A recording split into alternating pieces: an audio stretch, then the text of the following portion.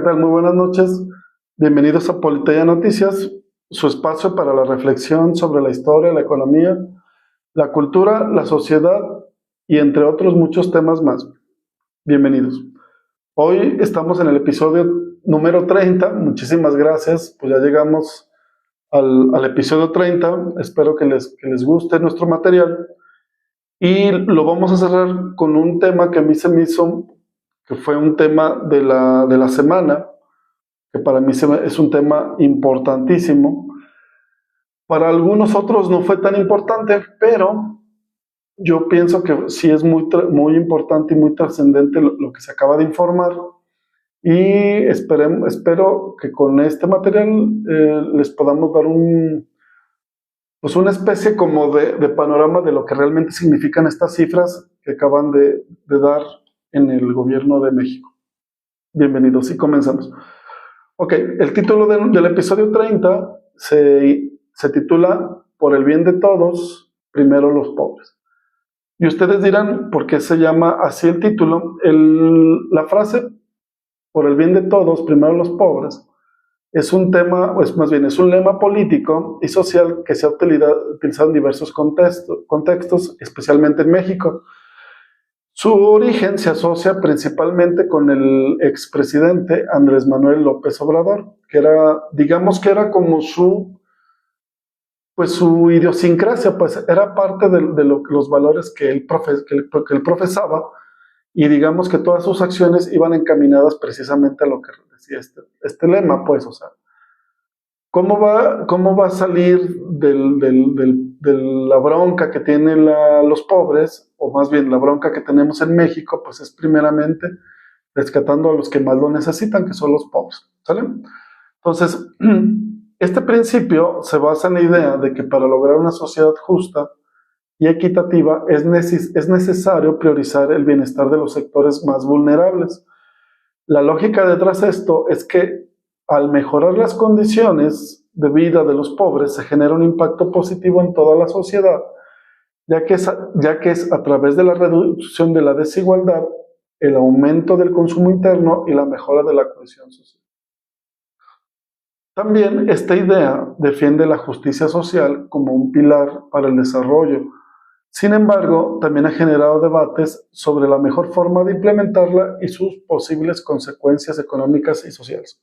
Bueno, cuando por fin, bueno, el caso de Andrés Manuel López Obrador es un caso muy interesante en la política mexicana, porque, bueno, a pesar de que fue ya presidente de la República, fue 3 veces presidente de la República, perdón, fue 3 veces candidato a presidente de la República.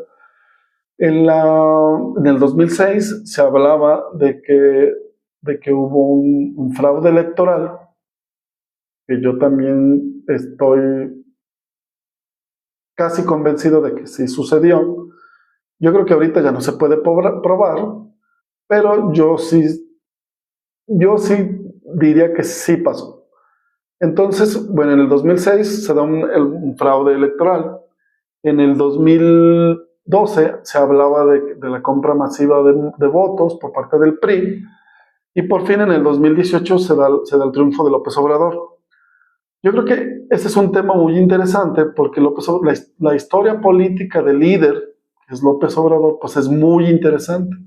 Tiene muchos, muchos, muchos matices que sería muy importante hablarlos, pero no, este no va a ser el contenido. Aquí no me quiero dirigir exactamente al político que es Andrés Manuel López Obrador.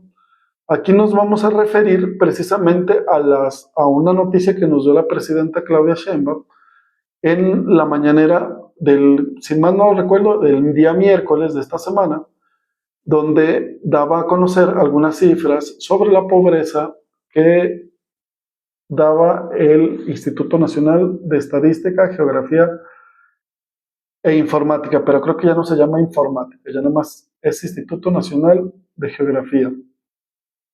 Ya la informática ya no existe, aunque sigue llamándose INEGI, ¿sale?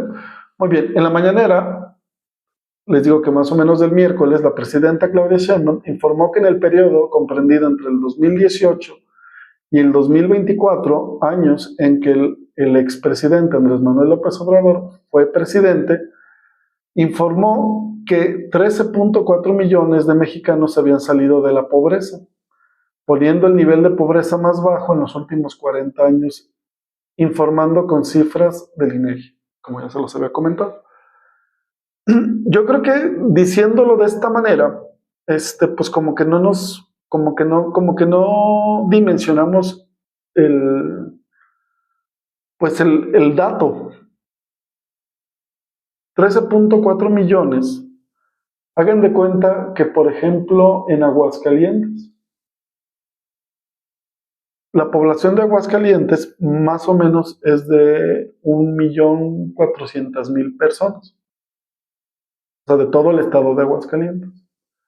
Pues lo que nos acaba de informar en el INEGI y la presidenta es que en el periodo del expresidente Andrés Manuel López Obrador,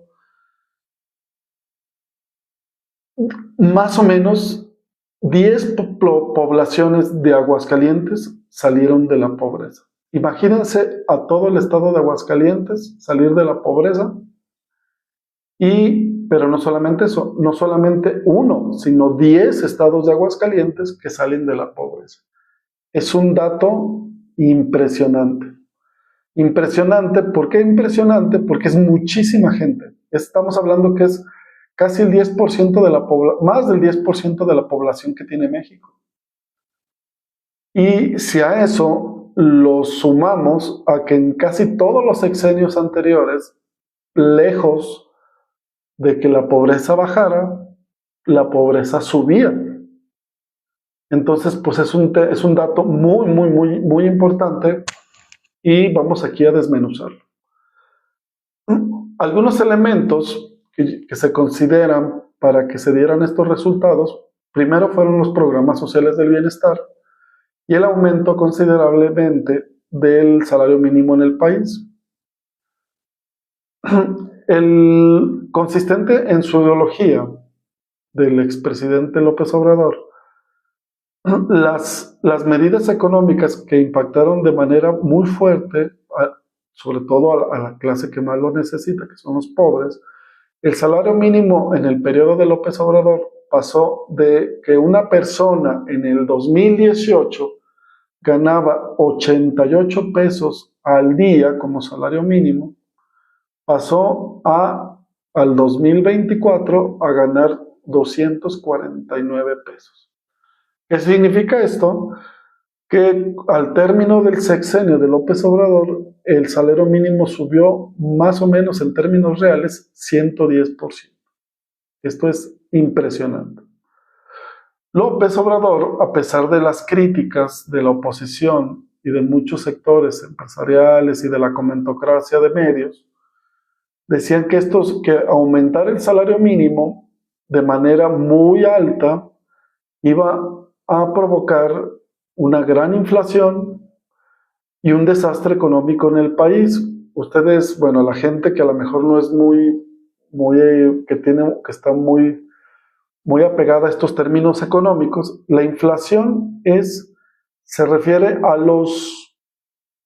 costo extra que tienes que pagar por algo. Por ejemplo, aquí tienen que ver dos elementos importantísimos. Uno es la demanda y por otro lado la oferta.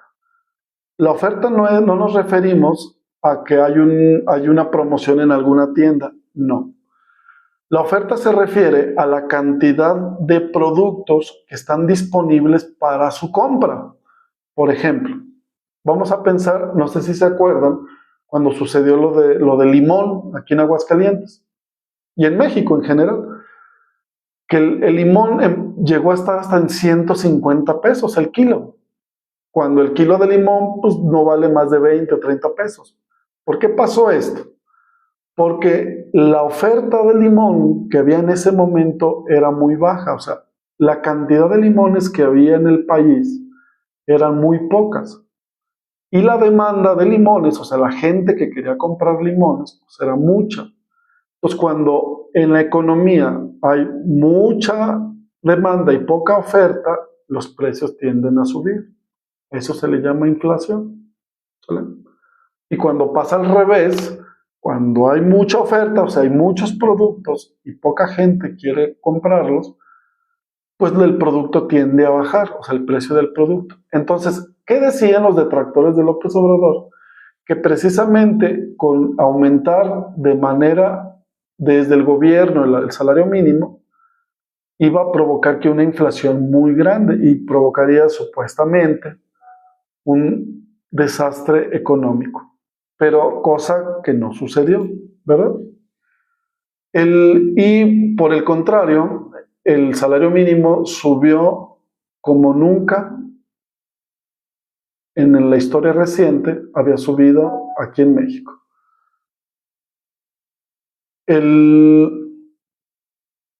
Algo que debemos de apuntar, López Obrador, a pesar de las críticas de la oposición y de la comentocracia, ustedes dirán, ¿quién es la comentocracia? La comentocracia son esos periodistas o analistas políticos que hablan precisamente sobre todo de cuestiones fatálicas. O sea, hay que, por ejemplo, hubo una campaña contra el expresidente López Obrador, que hablaban que López Obrador era un peligro para México. Eso es una campaña fatalista, ¿verdad? Que dicen que el país se va a acabar, ¿verdad?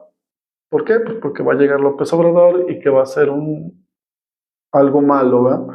Entonces, todos estos comentócratas decían que iba a haber un desastre económico con estos aumentos y alguna vez comentó el expresidente que él era muy terco. Entonces hizo oídos sordos a las críticas de los políticos y de todos modos implementó esas iniciativas que él consideraba que eran importantes. Otro elemento fundamental que fueron los programas del bienestar, que, que, que según lo que nos acaban de informar, la Secretaría del Bienestar, al año 2024, en México hay 14.433.422 derechohabientes de algún programa o de alguna beca del bienestar. ¿Qué quiere decir esto? Que en México más o menos 14 millones y medio de personas reciben algún apoyo por parte del gobierno, ya sean para las personas con alguna discapacidad, para los adultos mayores, para las mujeres, las mamás solteras, etcétera, etcétera, etcétera. Todo digamos, el abanico de programas sociales que tiene el gobierno suma más o menos 14,5 millones de mexicanos. Pero además nos informa la Secretaría del Bienestar que la inversión que le hace el gobierno a estos programas de manera anual habla de 534,903 millones de pesos. Es una cantidad gigantesca. Pero por ejemplo, bueno, algo que también comentó la secretaria fue que este dinero llega directamente a los derechohabientes a través de la tarjeta del Banco del Bienestar de manera directa y sin intermediarios. Ahorita vamos a desmenuzar un poquito más esta cuestión, porque yo he ido a muchas, bueno, antes de proseguir, tengo algunos saludos. Hola Katy, hola User 462647, no sé cuál sea tu nombre, pero también saludos. Saludos a todos los que nos hacen el favor de vernos.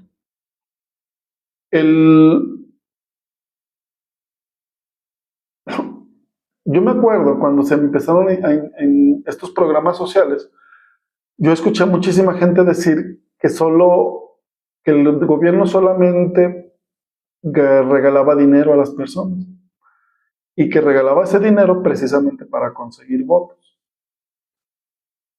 Y se me hace muy, muy curioso que, por ejemplo, pensar que antes no se regalaba dinero, ¿verdad? Todos los gobiernos, desde que yo tengo uso de memoria, han tenido programas sociales, de una forma o de otra. y todos han dado dinero, igualmente de una forma u otra. ¿Cuál es lo diferente en este punto? Que con el gobierno de López Obrador, aquí sí la pobreza llegó a bajar, y eso sí es muy importante, porque en todos los demás sexenios, aunque se regalara, aunque se diera, aunque se pusiera, nunca bajó.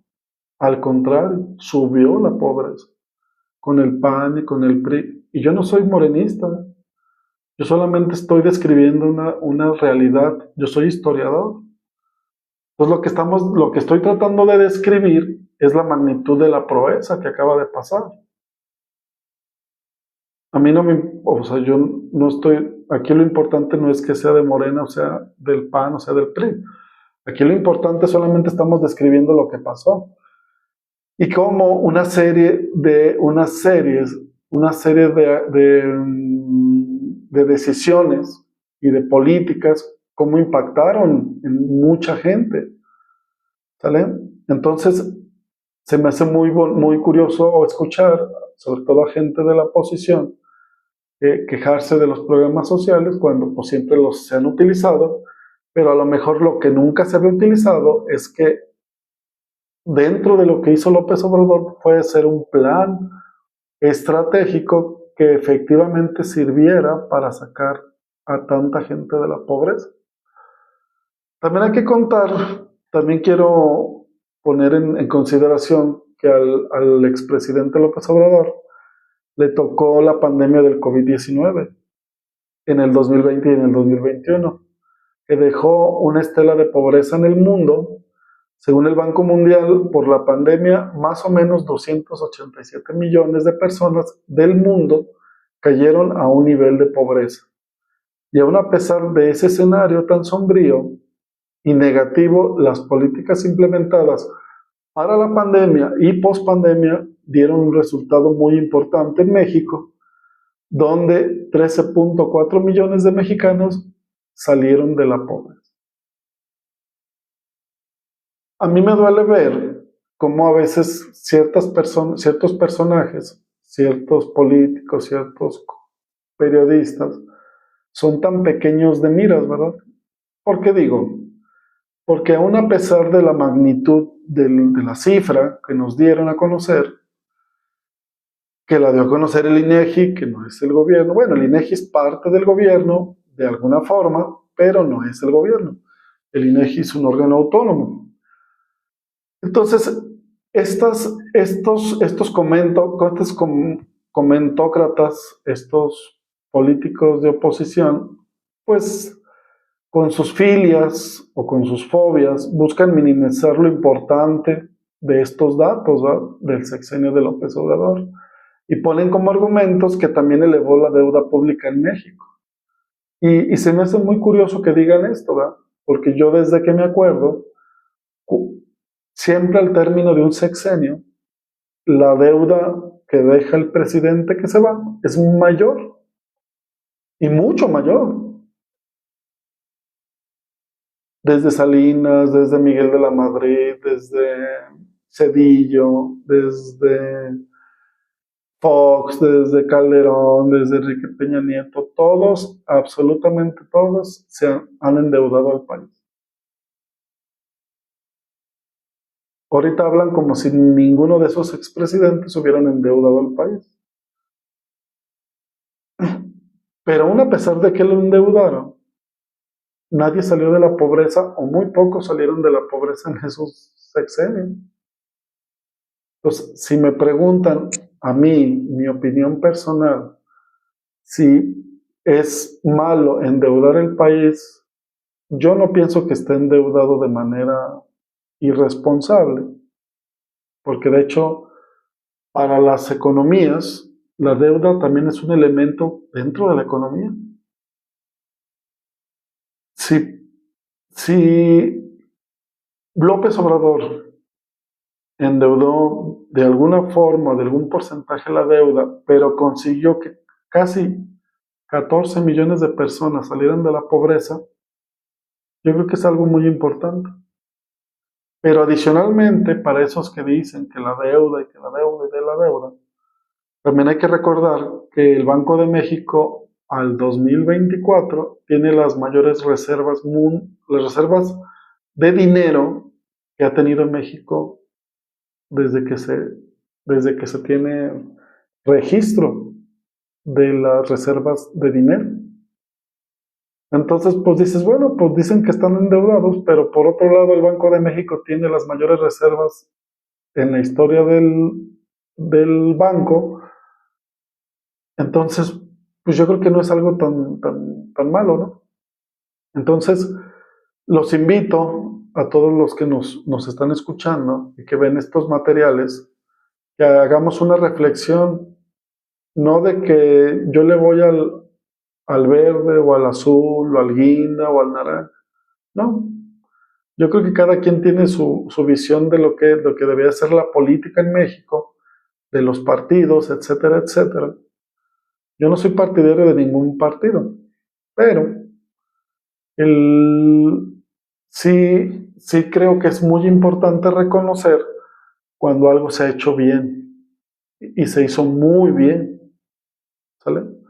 Entonces, cuando hablamos de que 10 veces la población de Aguascalientes salió de la pobreza, pues es una cifra maravillosa. Saludo a la señorita Jocelyn, que es de primero B, dice señorita Jocelyn, saludos. A todos los demás que nos saludan, qué bueno que están aquí, ojalá y les guste el material. Entonces, es una cifra muy importante, la verdad. Debemos de tomarla así, es histórica. Ojalá y pudiéramos dimensionar lo que significa para la población que salió de la pobreza. Y ojalá estos datos no solamente sean únicos, sino que se repitan año con año y sexenio con sexenio. Pues muchas gracias por escucharnos, por escucharme en este medio, con estos materiales. Quedo a sus órdenes en todas nuestras redes, que es Politeya Noticias, en Facebook, en TikTok, en Instagram y en YouTube. Si les gustó el material que están viendo, si les parece interesante o si no les parece interesante, pónganos un comentario y con todo gusto les contestamos. Si tienen alguna propuesta de algún tema que les interese que lo desarrollemos, con todo gusto. Aparte, quiero hacer un comercial. Hace como un mes publiqué mi novela literaria Vida. Están en Amazon como libro digital o también como libro físico. Si a alguien le gustaría adquirirlo, pues me estaría muy agradecido con eso. ¿Cómo le tienen que hacer? Se meten a Amazon, amazon.com.mx, le ponen Hugo Gallegos y les va a aparecer la novela, se llama Vida, o al revés, si le ponen Vida y les va a aparecer la novela. El autor es Hugo Gallegos. Quedo a sus órdenes, cualquier cosa, estamos aquí